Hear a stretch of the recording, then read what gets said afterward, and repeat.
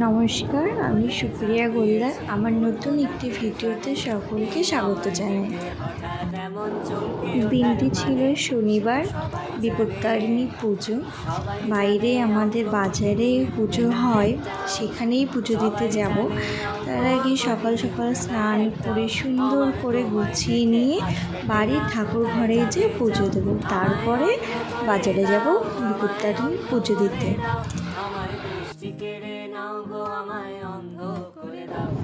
বিয়ের পরে মেয়েদের সিঁদুর পরলে এবং লাল টিপ পরলে মুখটা কি সুন্দর পাল্টে যায় না? এই তো চলে আসলাম বাড়ির ঠাকুর ঘরে পুজো দিতে। আমাদের এখানে বনদেবী, শীতলা মা এবং মনসা ঠাকুরের পুজো হয়। তো পুজোটা দিয়ে দিলাম।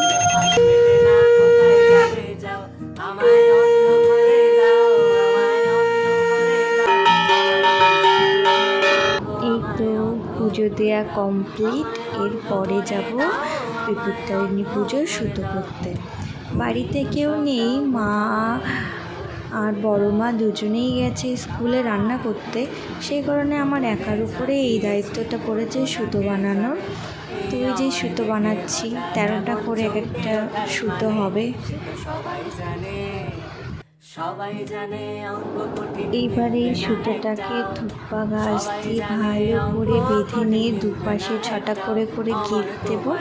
টোটালে 13টা গিট হবে, সেই কাজটাই করছি। আচ্ছা, তোমরা কারা কারা বিপত্তারিণী পুজো পালন করলে বলো তো? তুমি তো সব দাও গো, আমায় অন্ধ করে দাও। এই তো সবার জন্য বিপত্তারিণী পুজো সে লাল সুতো বাঁধা কমপ্লিট। এরপরে সুপারি ছাড়াতে বলে গেছে, সেই সুপারির খোসা থেকে সুপারি বের করছে।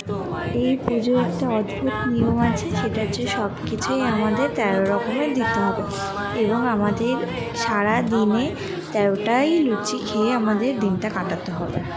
এরপর মা বড় মা চলে এসেছিলো, খুব তাড়াহুড়ো, সেজন্য ফুটেজ নেওয়া হয়নি। এই তো চলে এসেছি বাজারে পুজো দিতে। আমরা জানো তো পুজোর মন্দিরে যে সবার লাস্টে পৌঁছেছিলাম না, আমরা 3জনই লাস্টে ছিলাম পুজো দিতে বাকি। তো আমরা সুন্দর করেই পুজো দিতে পেরেছি, ভালোভাবে পুজো দিয়েছি এবং বাড়ি এসে একটু ফটো ভিডিও না করলে হয় বলো তো? তারপর খাওয়া দাওয়া সেরে রাত্রে পাশে বাড়ি মনসা পুজো হয়েছিল, সেখানে ভাসান গান হয়েছিল। তো সেখানে গিয়েছিলাম।